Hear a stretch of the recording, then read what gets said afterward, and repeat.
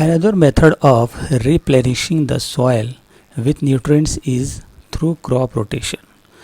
यानी सॉयल में जो न्यूट्रिएंट्स होते हैं उनको दोबारा से रिप्लेनिश करने का जो अनदर मेथड है, तरीका है, वो तरीका है क्रॉप रोटेशन का। यानी मिट्टी में, सॉयल में जो न्यूट्रिएंट्स होता है वो क्या होता है, धीरे धीरे कम होने लगता है। ठीक, तो उसको दोबारा रिप्लेनिश करने का जो तरीका है, यानी उसकी दोबारा मिट्टी में नाइट्रोजन की भरपाई करने का जो तरीका है वो है क्रॉप रोटेशन। ठीक है, यानी मिट्टी में दोबारा न्यूट्रिएंट्स को कैसे दोबारा न्यूट्रिएंट्स की भरपाई की जाए, तो उसके लिए हम जो तरीका इस्तेमाल करते हैं वो है क्रॉप रोटेशन। क्रॉप रोटेशन क्या होता है? This can be done by growing different crops alternately. ये जो है 1 by 1 यानी अलग अलग क्रॉप्स को अल्टरनेटली अगर हम करें तो ये हम कर सकते हैं। यानी एक ही खेत में, एक ही फील्ड में अगर अलग अलग तरह के क्रॉप्स हम अल्टरनेटली लगाते जाएं तो हम ऐसा कर सकते हैं, यानी क्रॉप रोटेशन कर सकते हैं। देखिए क्रॉप रोटेशन का और डिटेल आप समझें। जैसे एक फील्ड है, ठीक है, एक फील्ड में अगर एक फार्मर कई तरह के क्रॉप्स लगाता है 1 by 1, एक ही बार में नहीं। जैसे मान लीजिए कि एक बार उसने जो है वीट लगाया, फिर जब उसकी हार्वेस्टिंग हो गई फिर उसने जो है पैडी लगा दिया, फिर उसकी हार्वेस्टिंग हो गई तो उसने मैज़ लगा दिया। ठीक है, इस तरह से एक ही फील्ड में बदल बदल के अलग अलग क्रॉप्स को लगाने को हम बोलते हैं क्रॉप रोटेशन। ठीक है, clear? Farmers in northern India used to grow legumes as fodder in one season. देखिए पिछले ज़माने में जो नॉर्थ इंडिया के जो फार्मर्स होते थे, किसान होते थे, वो अपने खेतों में एक सीज़न में लेग्यूम्स उगाते थे। और वो लेग्यूम्स जो है यानी जो फलीदार पौधे होते हैं, फलीदार प्लांट होते हैं, फली वाले, जैसे कि ये देखिए ये फली वाले पौधे हैं, ये पौधे एक सीज़न में वो उगाया करते थे और ये एनिमल के फूड के तौर पर उगाते थे, यानी फॉडर के रूप में उगाते थे, यानी जिसको चारा बोलते हैं।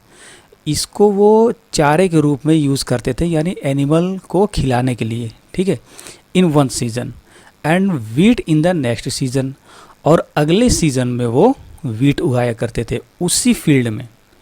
यानी एक ही फील्ड में एक सीज़न में वो लेग्यूम्स उगाते थे जिसका यूज़ वो लोग चारे के रूप में करते थे, यानी जानवरों के चारे के रूप में करते थे, यानी वो अपने जानवरों को खिला देते थे। फिर उसी फील्ड में अगले सीज़न में वो वीट उगाया करते थे। ठीक है, this helped in the replenishment of the soil with nitrogen.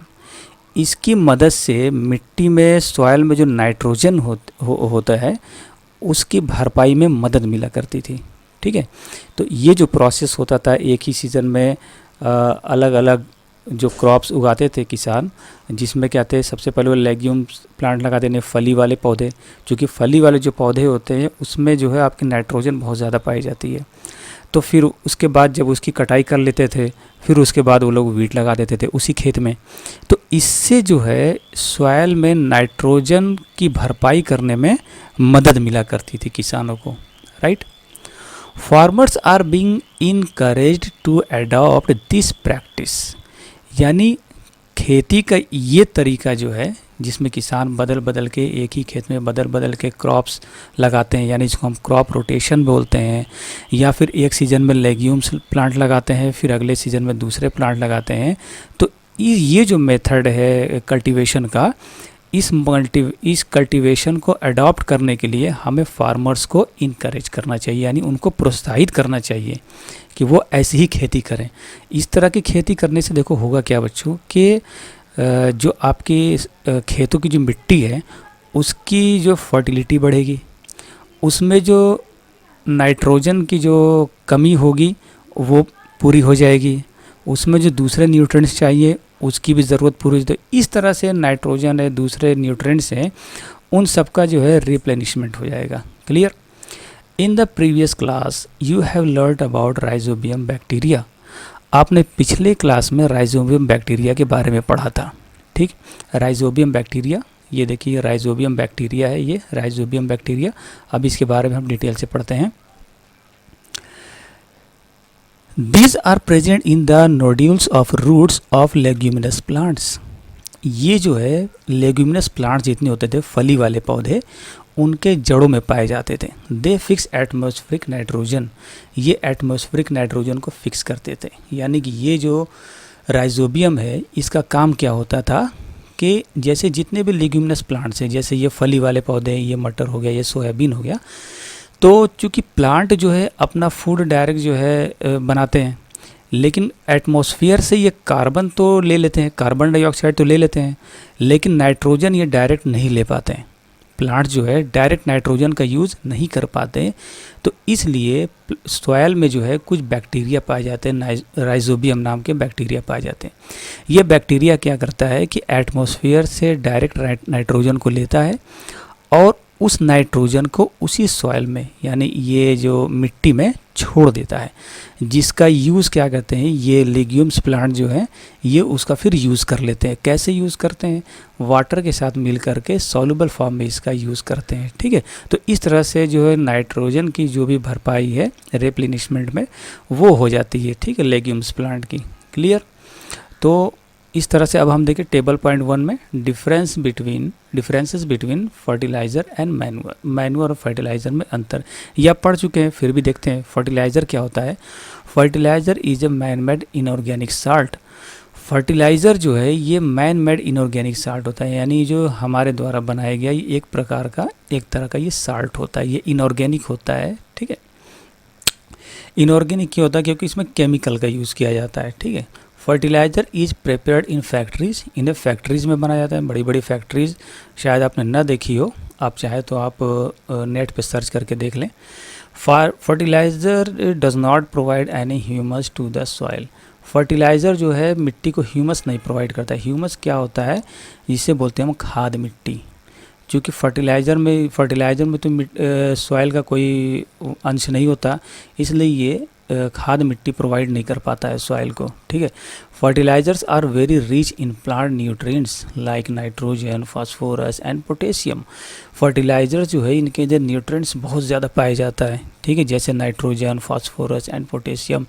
तो प्लांट्स के अंदर जो नाइट्रोजन, फास्फोरस और पोटेशियम की जो कमी होती है वो फर्टिलाइज़र डाल के पूरी की जाती है। अब देखिए मैन्योर क्या है। Manure is a natural substance obtained by the decomposition of cattle dung and plant residues।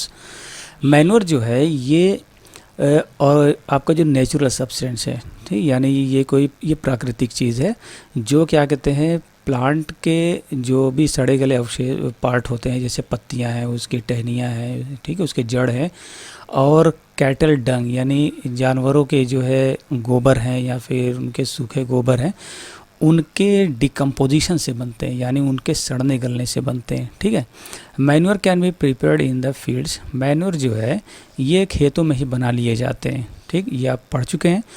Manure provides a lot of humus to the soil. Manure जो है ये सॉइल को बहुत ज़्यादा ह्यूमस प्रोवाइड करता है, यानी जिसको हम लोग खाद मिट्टी बोलते हैं। Manure is a relatively less rich in plant nutrients. Manure के अंदर जो है प्लांट न्यूट्रिएंट्स कम पाया जाता है। फर्टिलाइज़र के कंपैरिजन में मैन्योर में प्लांट न्यूट्रिएंट्स कम होता है। Clear? Table 1.1 gives the differences between a fertiliser and manure. Table 1.1 में हमने देखा बच्चों कि फर्टिलाइज़र और मैन्योर में क्या डिफरेंस है, ये आपने टेबल 1.1 में देखा। ये देखिए आप, जैसे ये फर्टिलाइज़र है जो केमिकल बेस्ड होता है, यानी इनऑर्गेनिक सब्सटेंस है जो बड़ी बड़ी फैक्ट्रीज़ में बनाई जाती हैं। ठीक है, अलग अलग केमिकल कंपोजिशन से बनाई जाती हैं। और ये है मैन्योर, इसको जो खेतों में ही बना लिया जाता है। ये प्लांट लीव्स होते हैं, प्लांट और एनिमल के जो वेस्ट होते हैं उनके डिकम्पोजिशन से बनता है, जिन्हें हम मैन्योर बोलते हैं। ठीक है, तो एडवांटेजेस ऑफ मैन्योर, यानी मैन्योर के जो फ़ायदे। मैन्योर जो होता है यानी जिसको हम जैविक खाद बोलते हैं, ठीक है, उसके क्या क्या फ़ायदे हैं ये देखते हैं हम। The organic manure is considered better than fertilisers. Organic manure जो होता है ये फर्टिलाइज़र से बेहतर माना गया है। जो फर्टिलाइज़र्स होते हैं जो फैक्ट्रीज में बनाए जाते हैं, यूरिया वगैरह, उनसे ज़्यादा बेहतर ऑर्गेनिक मैन्योर को माना गया है। दिस इज़ बिकॉज, ऐसा इसलिए क्योंकि it enhances the water holding capacity of the soil. ये सॉयल की जो वाटर होल्डिंग कैपेसिटी है उसको बढ़ाता है, इन्हेंस करता है। ठीक, यानी सॉयल मिट्टी जो होती है इसके अंदर वाटर को एब्जॉर्ब करने की और उसको होल्ड करने की कैपेसिटी होनी चाहिए। अगर सॉयल में अगर वाटर एब्जॉर्ब करने की और उसको होल्ड करने की कैपेसिटी नहीं है तो प्लांट्स में जो ज़रूरी नेसेसरी जो न्यूट्रिएंट्स जो वाटर में डिज़ोल्व होकर प्लांट्स तक पहुंचते हैं एज ए फूड, वो प्लांट्स को प्रॉपर तरीके से नहीं मिल पाएंगे। इसलिए सॉयल का वाटर होल्डिंग कैपेसिटी सॉयल में होना बिल्कुल ज़रूरी है। ठीक है, नेक्स्ट क्या है, it makes the soil porous due to which exchange of gases becomes easy. यानी मैन्योर जो है ये सॉयल को पोरस बनाता है। पोरस क्या होता है बच्चों, पोरस जो है सॉयल के अंदर बहुत छोटे छोटे होल्स होते हैं। ये देखिए छोटे छोटे होल्स हैं जो आमतौर से हमें साफ दिखाई नहीं देते। तो इन होल्स से क्या होता है कि गैसेस का एक्सचेंज होता है प्रॉपर तरीके से। यानी गैसेस जो अंदर से निकलती हैं, कुछ गैसेस जो है बाहर से अंदर को आती हैं, जो प्लांट्स के ग्रोथ के लिए बहुत ज़रूरी होती हैं, नेसेसरी होती हैं। जैसे प्लांट जो है एटमॉस्फेयर से कार्बन डाइऑक्साइड लेता है, राइट। तो वो ये जो मिट्टी में जो पोरस सॉइल होते हैं जिसमें छोटे छोटे होल बने हुए होते हैं, तो ये मैन्योर जो है ये सॉइल को जो पोरस बनाता है, यानी उसमें होल्स बहुत ज़्यादा मतलब बनाता है। ठीक है, due to which exchange of gases becomes easy. तो गैसेस का जो एक्सचेंज होता है यानी आदान प्रदान, आना जाना, वो ईजी हो जाता है। जाहिर सी बात है, अगर सॉइल ऐसा हो उसमें कहीं से भी होल ना हो तो गैसेस का आना जाना कैसे होगा, एक्सचेंज हो नहीं पाएगा। तो जब गैसेस का एक्सचेंज सही नहीं होगा तो आपका प्लांट सही से ग्रोथ नहीं करेगा। ठीक है, नेक्स्ट देखते हैं, it increases the number of friendly microbes. यानी जो मैन्योर है ये आपके खेतों में, आपके सॉइल में जो फ्रेंडली माइक्रोब्स है उनको बढ़ाता है, यानी उनकी पैदावार बहुत बढ़ा देता है। अब फ्रेंडली माइक्रोब्स क्या होते हैं, जैसे आपने देखा होगा वॉर्म यानी केचुआ, इसको जो है फ्रेंड ऑफ फार्मर्स भी बोलते हैं, यानी किसानों का मित्र। तो कुछ ऐसे माइक्रो ऑर्गेनिजम्स होते हैं जो सॉइल में अपना जो है वेस्ट कहते हैं वो डिस्चार्ज करते रहते हैं, जिस वेस्ट से आपका जो ह्यूमस बनता रहता है, यानी मैन्योर जो है और इम्प्रूव होता रहता है। उसमें ज़रूरी न्यूट्रिएंट्स वगैरह की जो अमाउंट ऑफ न्यूट्रिएंट्स बढ़ते रहते हैं। तो मैन्योर में जो है न्यूट्रिएंट्स बढ़ाने का एक तरह से ये माइक्रोब जो होते हैं वो काम करते हैं। ठीक है, नेक्स्ट है, it improves the texture of the soil. ये मैन्योर जो है वो सॉइल के टेक्सचर को भी इम्प्रूव करता है और अच्छा बनाता है।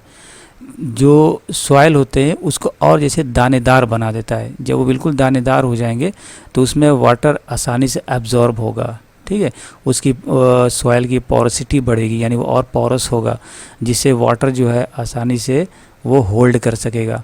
यहाँ पे देखिए ये एक पोरस सॉइल है। ठीक है, ये डायग्राम, तो इसमें क्या है, ये होल छोटे छोटे, ये देखिए साइड साइड में ये होल्स वगैरह हैं। तो इसमें वाटर देखिए आसानी से एब्जॉर्ब हो जा रहा है और ये आसानी से होल्ड भी हो जा रहा है। ठीक है, लेकिन वहीं पर ये दूसरा जो फिगर है ये कॉम्पैक्टेड सॉइल है, बिल्कुल जो है कॉम्पैक्ट है ये।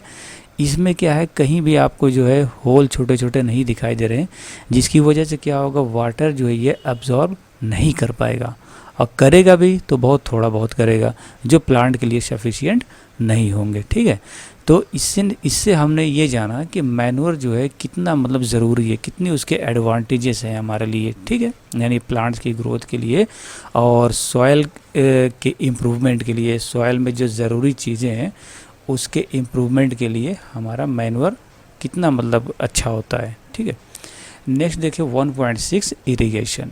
इरिगेशन यानी सिंचाई, यानी खेतों में पानी देना, प्लांट्स को पानी देना, right. All living beings need water to live. जितने भी जीवित चीज़ें हैं, लिविंग बीइंग्स हैं, उन्हें ज़िंदा रहने के लिए यानी जीवित रहने के लिए पानी की ज़रूरत होती है। जाहिर सी बात है, जितने भी लिविंग बीइंग्स हैं, एनिमल्स हैं, प्लांट्स हैं, सबको पानी चाहिए होता है ज़िंदा रहने के लिए, ठीक। Water is important for proper growth and development. Water जो है हमारे प्रॉपर ग्रोथ के लिए, इंसान हो, जानवर हो या प्लांट हो, उनके प्रॉपर ग्रोथ और डेवलपमेंट के लिए सबसे इम्पॉर्टेंट चीज़ है क्या, वाटर, ठीक है। Water is absorb by the plant roots. Plant roots जो हैं ये वाटर को एब्जॉर्ब करते हैं, ठीक। आपने पिछले क्लास में पढ़ा भी होगा कि प्लांट रूट्स जो होते हैं वाटर को एब्जॉर्ब करते हैं, और जाइलम नाम का एक टिश्यू होता है जो वेस्कुलर टिश्यू होता है जो एब्जॉर्ब किए वाटर को, जिसमें न्यूट्रिएंट्स भी होते हैं, वो वाटर प्लांट के लीफ तक पहुंचाता है जहाँ पे प्लांट अपना खाना स्टोर करता है, ठीक है। Along with water minerals and fertilisers are also absorb. यानी पानी के साथ साथ जो ज़रूरी मिनरल्स और फर्टिलाइजर्स हैं वो भी एब्जॉर्ब हो जाते हैं। यानी प्लांट जो है जो ज़रूरी मिनरल्स और फर्टिलाइजर्स है वो वाटर के साथ एब्जॉर्ब होकर प्लांट में चले जाते हैं, ठीक है। Plants contain nearly 90% water. Plant जो है ये नियरली लगभग 90% वाटर इसके अंदर होता है, ठीक। Water is essential because germination of seeds does not take place under dry conditions. Water जो है सीड जर्मिनेशन के लिए बहुत एसेंशियल यानी ज़रूरी है।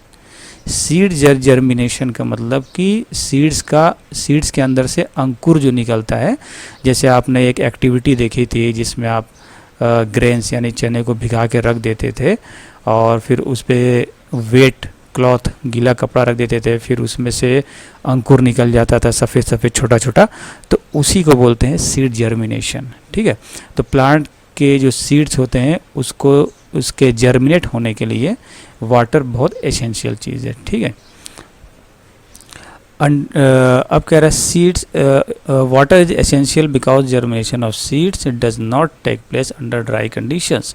यानी ड्राई कंडीशन में यानी बिल्कुल सूखी कंडीशन में सीड्स जो है जर्मिनेट नहीं कर सकते। क्यों? क्योंकि जब सीड को वाटर नहीं मिलेगा, जब उसको नमी नहीं मिलेगी तो सीड्स के अंदर से अंकुर नहीं निकलेगा, ठीक है, right. Nutrients dissolved in water are transported to each part of the plant. जो वाटर में न्यूट्रिएंट्स डिजॉल्व होते हैं वो प्लांट के हर एक पार्ट्स तक जो है ट्रांसपोर्ट होकर के पहुंच जाते हैं। यानी प्लांट में जो भी न्यूट्रिएंट्स वगैरह पहुंचते हैं वो वाटर में डिजॉल्व होते हैं और फिर रूट्स से प्लांट का जो रूट है वो उनको एब्जॉर्ब करता है और वहीं से ट्रांसपोर्ट हो कर के वो प्लांट्स के अलग अलग पार्ट्स में पहुंच जाते हैं। प्लांट्स के स्टेम में पहुंच जाते हैं, प्लांट्स के लीफ है, फ्लावर है, फ्रूट है, बर्ड्स है, जितनी भी प्लांट्स के फंक्शंस है, पार्ट्स हैं, हर जगह जो वाटर पहुंचता है जिसमें न्यूट्रिएंट्स भी डिज़ोल्व होता है तो ये प्लांट के रूट से ही होते हुए पहुंचता है और वाटर में जितने भी न्यूट्रिएंट डिज़ोल्व होते हैं वो ट्रांसपोर्ट होकर प्लांट के हर पार्ट्स तक पहुंच जाते हैं, ठीक है। Water also protects the crop from both Frost and hot air currents.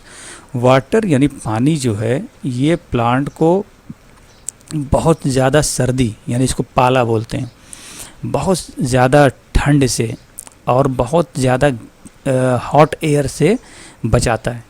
यानी वाटर जो है वो प्लांट को प्रोटेक्ट करता है बहुत ज़्यादा ठंड के मौसम में, जब बहुत ज़्यादा जो है फ्रॉस्ट चल रहा होता है, बहुत ठंडी हवाएं चल रही होती है, तो उससे वाटर क्या करता है, प्लांट को प्रोटेक्ट करता है यानी उसकी रक्षा करता है। और गर्मियों में जब बहुत हॉट एयर करंट, बहुत तेज़ से गर्म गर्म हवाएं चल रही होती हैं, इसको लू बोलते हैं, तो उस कंडीशन में भी वाटर जो है प्लांट को प्रोटेक्ट करता है, ठीक है।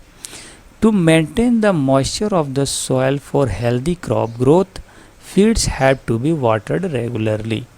यानी हेल्दी क्रॉप अगर चाहिए आपको, ठीक है, हेल्दी क्रॉप चाहते हैं कि हमारे जो क्रॉप है, हमारी फसल है, वो बिल्कुल हेल्दी तरीके से ग्रो हो, यानी वो ग्रो हो, बढ़े, फसल हमारी बढ़े और हेल्दी भी रहे, तो इसके लिए ज़रूरी है कि हम रेगुलर फील्ड में अपने खेतों में पानी देते रहें, ठीक है। यानी पानी देने से क्या होगा कि जो मॉइस्चर है, जो सॉइल का जो मॉइस्चर है, जो नमी है सॉइल की, वो मेंटेन रहेगी, ठीक है। तो इस तरह से बच्चों आपने देखा कि एडवांटेज ऑफ मैन्योर क्या होता है और इरिगेशन क्या होता है, और इरिगेशन में वाटर का रोल क्या है, प्लांट के लिए वाटर का रोल क्या है। वाटर सिर्फ मॉइस्चर ही सॉइल का मेंटेन नहीं करता है, बल्कि सॉइल में जो भी एसेंशियल न्यूट्रिएंट्स हैं, मिनरल्स हैं, उन सब को डिज़ोल्व फॉर्म में करके वो प्लांट तक पहुंचाता है। यानी प्लांट का जो रूट है वो डिज़ोल्व फॉर्म में जितने भी न्यूट्रिएंट्स हैं और आपका जो नाइट्रोजन है जो राइजोबियम बनाता है, वो सबको डिज़ोल्व फॉर्म में वाटर के थ्रू प्लांट जो है एब्जॉर्ब करता है, और प्लांट के अलग अलग पार्ट में वो सारे न्यूट्रिएंट्स और ये वाटर ये सब वहाँ तक पहुँचता रहता है। ठीक है। और वाटर इतना ही नहीं, बल्कि जो है बहुत जब सर्दी होती है, बहुत ठंडी हवाएं चल रही होती हैं, तो ऐसे कंडीशन में यानी बहुत तेज़ ठंडी हवा जिसको फ्रॉस्ट बोलते हैं यानी पाला, तो उस टाइम भी जो है ऐसे कंडीशन में भी जो है वाटर हमारे प्लांट्स को प्रोटेक्ट करता है, यानी उस ठंडी हवाओं से बचाता है। बहुत ज़्यादा ठंडी हवाएं जब हमारे क्रॉप से पड़ती हैं तो हमारा क्रॉप जो क्या होता है ख़राब हो जाता है। ठीक है। और उसी तरह अब गर्मियों में देखेंगे मई जून के महीने में जब बहुत गर्म गर्म हवाएं चल रही होती हैं, ठीक है, हॉट एयर करंट, जब बहुत तेज़ हवाएं चल रही होती हैं, तो ऐसे कंडीशन में भी वाटर जो है हमारे सॉइल में जो मॉइस्चर का लेवल है उसको मेंटेन करता है, जिससे बहुत गर्म हवाओं से हमारे क्रॉप्स की हिफाजत होती है। ठीक है। The supply of water to crops at regular intervals is called irrigation. यानी फसलों को रेगुलर इंटरवल्स पर वाटर सप्लाई करने को इरिगेशन कहते हैं। यानी जो खेतों में जो फसलें होती हैं उनको टाइम टू टाइम वाटर देने को इरिगेशन कहते हैं। जिस तरह से बच्चों आप time to time regular intervals और टाइम में आप लोग खाना खाते हैं, पानी पीते हैं, ठीक उसी तरह से हमारे प्लांट्स को भी जो है रेगुलर टाइम इंटरवल्स में वाटर चाहिए होता है। ठीक है। जिससे कि वो सॉइल में मौजूद जो न्यूट्रिएंट्स हैं उनको डिज़ोल्व फॉर्म में एब्जॉर्ब कर सके। ठीक है। तो इसी रेगुलर इंटरवल्स पर वाटर सप्लाई को हम बोलते हैं इरिगेशन। यानी जो हम फसलों को रेगुलर इंटरवल्स ऑफ टाइम पे वाटर सप्लाई करते हैं उसको हम बोलते हैं इरिगेशन यानी सिंचाई। The time and frequency of irrigation varies from crop to crop, soil to soil and season to season. यानी जो इरिगेशन को जो टाइम है, यानी क्रॉप टू क्रॉप इरिगेशन का जो टाइम है वो वरीज करता रहता है, यानी वो अलग अलग होता है। जैसे एग्जांपल के तौर पर अगर जैसे किसी फील्ड में सिर्फ पैडी क्रॉप्स हैं, ठीक है, और एक फील्ड में लेग्यूम्स प्लांट हैं और एक फील्ड में जो है वीट क्रॉप्स हैं, तो अब टाइम टू टाइम इन तीनों ही फील्ड में वाटरिंग जो है अलग अलग अमाउंट में होगी। यानी अगर आप पैडी क्रॉप्स देखें उसमें वाटर बहुत ज़्यादा सप्लाई किया जाता है, यानी बहुत ज़्यादा उसकी वाटरिंग की जाती है, पानी बहुत ज़्यादा दिया जाता है धान के खेत में। उसी तरह जो वीट के जो क्रॉप्स होते हैं उनमें पैडी क्रॉप्स के कंपैरिजन में कम वाटरिंग की जाती है, पानी दिया जाता है। अगर लेग्यूम्स प्लांट है उसमें और भी कम। तो टाइम टू टाइम इन सारे क्रॉप्स में अलग अलग अमाउंट में वाटरिंग की जाती है। ठीक है। अगर आप कंसीडर करें कि अगर मान लीजिए कि जैसे पैडी क्रॉप्स है जिसमें बहुत ज़्यादा पानी की ज़रूरत होती है, अगर उतना ही पानी अगर हम लेग्यूम्स प्लांट में डाल दें, क्या वो प्लांट ग्रो करेगा सही से? आंसर है नहीं, क्योंकि एक्सेस ऑफ वाटर से भी हमारे प्लांट जो है ख़राब हो जाए, डिस्ट्रॉय हो जाता है। ठीक है। तो क्रॉप टू क्रॉप जो है ये इरिगेशन वरीज करता है, यानी अलग अलग होते हैं। क्रॉप टू क्रॉप इरिगेशन भी अलग अलग हुआ करते हैं, यानी हर फसलों में सिंचाई भी जो है वो अलग अलग हुआ करती है, एक जैसी सिंचाई नहीं होती है। ठीक है। तो अब ये जो इरिगेशन जो है सॉइल टू सॉइल भी वरीज करता है। कैसे? बहुत सी जगह पे सैंडी सॉइल्स होते हैं और बहुत से ऐसे सॉइल्स होते हैं जिसमें जो बहुत पोरस होते हैं और जो बहुत कम पोरस होते हैं, और कहीं पे सॉइल बहुत हार्ड होते हैं। तो जहाँ पे सॉइल बहुत हार्ड होते हैं जिन खेतों में, तो वहाँ पे जो वाटर जो है वो सॉइल एब्जॉर्ब नहीं कर पाता। जब एब्जॉर्ब नहीं कर पाता बढ़िया से, तो वो उसको वाटर को होल्ड भी नहीं कर पाता बहुत देर तक। तो इससे प्लांट को जो है जो नेसेसरी वाटर सप्लाई है वो नहीं मिल पाता। ठीक है। लेकिन वहीं पर जहाँ पे ऐसे सॉइल है जिनके अंदर पोरोसिटी ज़्यादा है, यानी बहुत पोरस है, यानी पोरस का मतलब जैसे आप कहते हैं ना भूरभूरा है ना, बिल्कुल लूज सॉइल है, पोरस है, यानी पोरस का मतलब छोटे छोटे उसमें होल होते हैं जिसमें से वाटर आसानी से अब्जॉर्ब कर लिए जाते हैं सॉइल द्वारा, ठीक है। और उस वाटर को वो सॉइल जो है होल्ड करके भी रखता है कि अगर हम कुछ समय तक अगर अपने फील्ड में पानी सप्लाई ना करें, ना दें, तो उस सॉइल में जो वाटर पहले से होल्ड करके रखा हुआ है वो प्लांट के लिए सफिशिएंट हो जाते हैं, ठीक है, प्लांट उसे यूज़ कर लेता है। उसी तरह से इरिगेशन जो है सीज़न टू सीज़न भी वेरी करता है। जैसे आप समर सीज़न में देखेंगे उस टाइम जितने भी कल्टीवेशन होता है यानी खेती होती है, तो उस टाइम की पैदावार को पानी की बहुत ज़्यादा ज़रूरत होती है, क्योंकि समर सीज़न में जो है आपका एटमॉस्फेयर बिल्कुल वार्म होता है, गर्म होता है, इवापोरेशन रेट बहुत ज़्यादा होता है, यानी वाटर जो आपका वेपर बन के बहुत ज़्यादा उड़ता है, तो खेतों से पानी बहुत जल्दी सूख ड्राई होने लगता है, आपकी सॉइल जो है वो ड्राई होने लगती है, जिसकी वजह से प्लांट को प्रॉपर वाटर जो है मॉइस्चर नहीं मिल पाता। इसलिए समर में वाटरिंग बहुत ज़्यादा होती है। उसी के अपोजिट आप देखेंगे विंटर में, तो विंटर में जो है वाटरिंग यानी पानी सप्लाई हम कम करते हैं खेतों में, क्योंकि उस टाइम जो है रेट ऑफ इवापोरेशन कम होता है, ठीक है। तो इस तरह से आप देखेंगे बच्चों के soil to soil, crop to crop और सीज़न टू सीज़न आपका इरिगेशन जो है वारीज करता है, अलग अलग होता है। तो अब in summer the frequency of watering is higher. अब वही क्वेश्चन आ गया कि समर में रेट ऑफ जो है ये वाटरिंग जो होता है ये बहुत ज़्यादा, frequency of watering is higher, यानी बहुत ज़्यादा हमें जो है खेतों में पानी डालना होता है गर्मियों के मौसम में। वाई इज इट सो, ऐसा क्यों? Could it be due to the increased rate of evaporation of water from the soil and the leaves? क्या ऐसा इसलिए है कि वाटर जो सॉइल में जो वाटर होता है और लीव्स में जो वाटर होता है उनका इवापोरेशन रेट बहुत ज़्यादा बढ़ जाता है, यानी रेट ऑफ इवापोरेशन जो है बहुत ज़्यादा बढ़ जाता है गर्मियों में।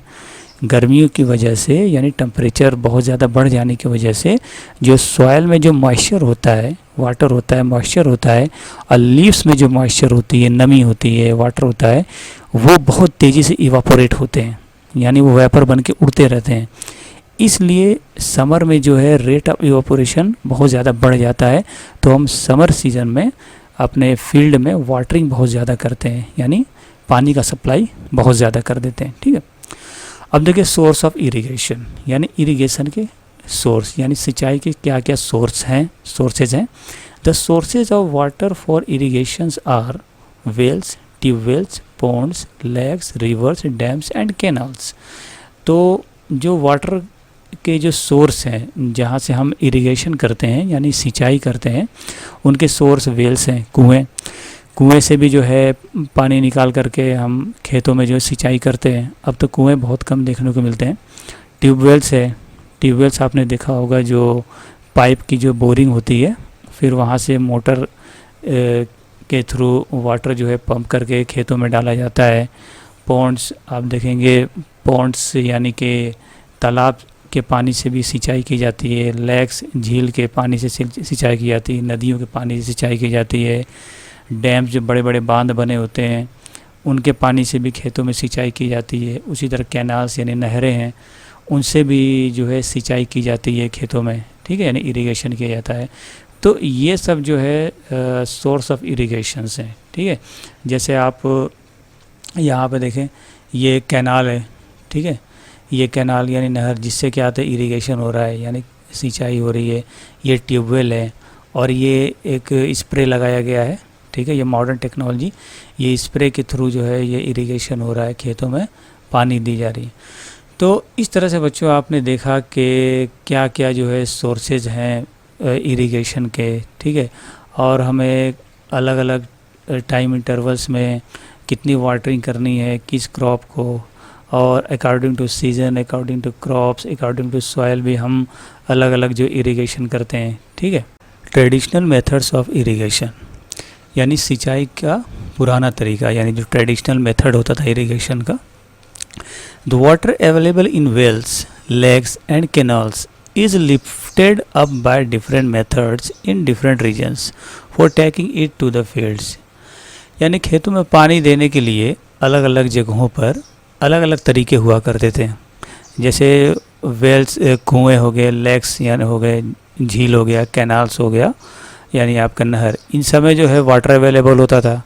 तो इनको लिफ्टेड अप करने का यानी निकालने का जो है अलग अलग मेथड अलग अलग जगहों पे होता था, जिससे वो पानी निकाल करके खेतों में सप्लाई किया करते थे। ठीक है। कैटल और human labour is used in these methods. In methods में यानी ये जो ट्रेडिशनल मेथड्स होता था कुएं से, लेक से और कैनाल से पानी निकाल के खेतों में डालने का, ये जो होता था ये आपके कैटल्स और ह्यूमंस लेबर यूज़ होता था इसमें, यानी कि मवेशियों को, जानवरों को यूज़ किया जाता था और मज़दूरों को लगाया जाता था इस काम में। ठीक है, ताकि वो कुएं से, तालाब से और रिवर से पानी लिफ्ट करके खेतों में सप्लाई कर सकें। ठीक है, तो इस काम के लिए आपका जो है जानवरों को और मज़दूरों को लगाया जाता था। ठीक है। So these methods are cheaper but less efficient. तो ये मेथड जो है बहुत ही मतलब सस्ता था और ये बिल्कुल जो है लेस एफिशिएंट होता था, यानी इसके बहुत ज़्यादा बेनिफिट्स नहीं होते थे।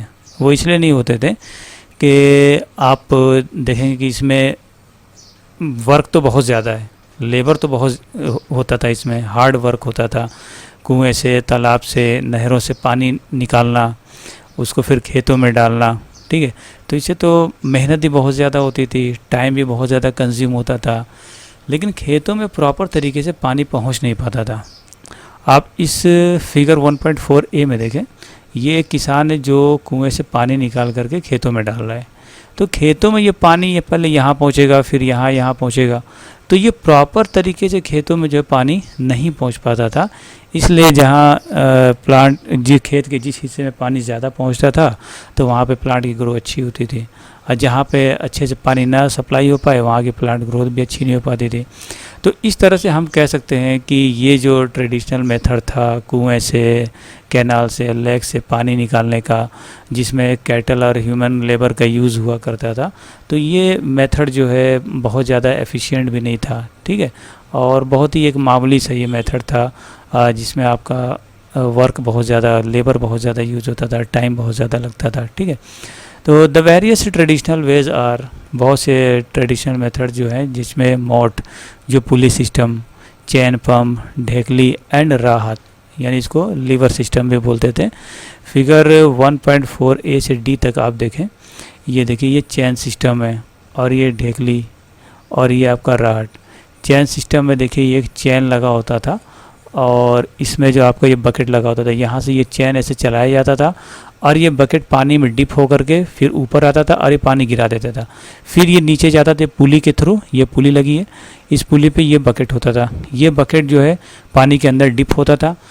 यहाँ तो ये कैनाल के थ्रू निकाला जा रही है, कैनाल पे ये पुली लगा दिया गया है और इस पुली पे ये बकेट है। ये जब चैन यहाँ चलाया जाता था तो ये क्या होता था, ये नीचे जाता था, इसमें वाटर में डिप होता था, फिर जब इसे पानी भरता था ये ऊपर आता था, फिर ये ऐसे बेंट हो जाता, पानी गिर जाता था और इस तरह से खेतों में सप्लाई होता था। ये आप देखिए ढेकली, ये पुराना सिस्टम है। यहाँ पर एक तरफ देखिए ये लकड़ी लगाया गया यहाँ पर और यहाँ पर एक पत्थर लगा दिया गया है और इसके वेट से ये झुक जाता था नीचे को और ये कुएं के अंदर से ये पानी भर करके बाहर आ जाता था, जिससे ये फार्मर जो है अपने खेतों में पानी डालते थे। और एक जो सिस्टम आपका राहत सिस्टम में क्या होता था कि यहाँ पर एक कैटल यानी एनिमल, जानवर को लगा देते, जैसे ये बैल है, बैल को लगा दिया तो ये बैल के ऊपर ये एक शाफ्ट ये लगा देते लकड़ी का, इसके गर्दन पे ये घूमता रहता था। ठीक है, जब ये घूमता रहता था तो ये अंदर से एक शाफ्ट जा करके एक लीवर में ऐसे लगा होता था, ये घूमता था तो, और ये जो पुली है ये भी घूमना शुरू हो जाता था। जिस पुली के ऊपर आपका जो बकेट लगा हुआ है, ये बकेट पानी में डिप होता था और भर करके निकलता रहता था और जहाँ बेंट होता था वहाँ पानी गिर जाता था। ठीक उसी तरह जैसे चैन सिस्टम में हुआ करता था। Pumps are commonly used for lifting water. Pump जो होते हैं इनका जो मेन जो यूज़ होता है वाटर लिफ्ट करना, यानी पानी को नीचे से ऊपर तक पहुँचाना। Diesel, biogas, electricity and solar energy is use to run the pumps, यानी इन पंप्स को चलाने के लिए डीजल, बायोगैस, इलेक्ट्रिसिटी और सोलर एनर्जी का यूज़ किया जाता है। Modern methods of irrigation. यानी इरिगेशन का मॉडर्न मेथड। देखो इरिगेशन का यानी सिंचाई का जो नई जो तकनीक है, न्यू टेक्नोलॉजी जो है, मॉडर्न मेथड्स है, वो क्या है कि modern methods of irrigation help us to use water economically. यानी मॉडर्न मेथड जो है इरिगेशन का, वो वाटर को जो है इकोनॉमिकली यूज़ करने में मदद करता है। यानी जो पहले जो पुराने जो सिस्टम हुआ करते थे ट्रेडिशनल मेथड, उसमें वाटर का वेस्टिंग बहुत ज़्यादा होती थी, वाटर वेस्ट बहुत ज़्यादा होता था, लेबर बहुत यूज़ होता था हमारा, और टाइम बहुत कंज्यूम होता था, और उसके रिज़ल्ट में हमें जो अच्छी जो है फसल नहीं मिलती थी, अच्छी पैदावार नहीं मिलती थी, क्योंकि प्रॉपर तरीके से इरिगेशन नहीं हो पाता था। लेकिन मॉडर्न मेथड जो है इरिगेशन का, वो जो हमें वाटर को जो है हेल्प करता है इकोनॉमिकली यूज़ करने के लिए, ठीक है। The main methods use are, जो मेन मेथड्स हैं वो क्या है, स्प्रिंकलर सिस्टम। पहला जो है स्प्रिंकलर सिस्टम, यानी छिड़काव, पानी का जो स्प्रिंक माने बोलते हैं छिड़काव करना। This system is more useful on the uneven land where sufficient water is not available. देखो ये सिस्टम जो है यानी स्प्रिंकलर सिस्टम, ये ऐसी जगहों पे यूज़ होता है जहाँ पर ज़मीन बराबर नहीं होती, जहाँ पर लैंड जो है वो बराबर नहीं होते हैं, ऊपर नीचे होते हैं, ठीक है। या फिर ऐसी जगहों पे जहाँ पर सफिशिएंट अमाउंट में वाटर अवेलेबल नहीं होते हैं, ठीक है, बहुत कम पानी जहाँ पे पाए जाते हैं, वहाँ पर यूज़ होता है। The perpendicular pipes having rotating nozzles on top are joined to the main pipeline at regular intervals. देखिए ये जो मेन पाइपलाइन है, इस पाइपलाइन से ये कुछ पाइप जो है रेगुलर इंटरवल्स पर बिल्कुल एक दूसरे के परपेंडिकुलर, बिल्कुल बराबर सीध में, और एक मेन पाइपलाइन से जुड़े हुए रहते हैं, ठीक है। और इनके टॉप पर बिल्कुल जो है एक रोटेटिंग नोजल्स होता है, यानी एक नोजल होता है जो बराबर घूमता रहता है, ठीक है। Where water is allowed to flow through the main pipe under pressure with the help of a pump, it escapes from the rotating nozzles।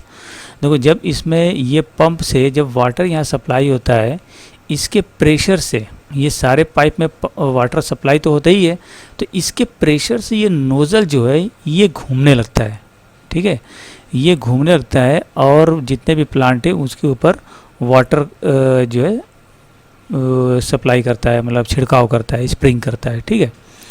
From the rotating nozzle, it gets sprinkled on the crop as if it is raining। वो crops पर, फसलों पर इस तरह से पानी का छिड़काव करता है जैसे कि बारिश हो रही हो। Sprinkler is very useful for lawns, coffee plantation and several other crops. Sprinkler जो है ये मोस्टली यूज़फुल जो होता है लॉन्स के लिए। लॉन्स क्या होता है, जहाँ पर ऐसे फील्ड होते हैं जो बिल्कुल गलियारे की तरह, ठीक है, जैसे आपने लॉन देखा होगा घरों में, तो वहाँ पर स्प्रिंकलर यूज़ होता है, और कॉफ़ी के प्लांटेशन में यूज़ होता है, और दूसरे अलग बहुत सारे ऐसे क्रॉप्स होते हैं, फसलें होती हैं जहाँ पर स्प्रिंकलर का यूज़ होता है। देखिए स्प्रिंकलर जो है ये सिस्टम, ये आपका ऐसी जगह पे यूज़ होता है जहाँ पे ज़मीन आपकी ऊपर नीचे होती है, यानी बराबर समतल नहीं होती है, ठीक है, या फिर जहाँ पर अमाउंट ऑफ वाटर बहुत कम होता है, ठीक है। ये जो मेन पाइपलाइन से लगे हुए बहुत से पाइप होते हैं जो एक दूसरे के परपेंडिकुलर होते हैं, और इनके टॉप पर एक नोज़ल लगा होता है जो पंप से जो पानी प्रेशर से जाता है, तो ये नोज़ल क्या होते हैं, घूमने लगते हैं, और ये फसलों पर पानी का छिड़काव करते हैं इस तरह से जैसे कि बारिश हो रही हो।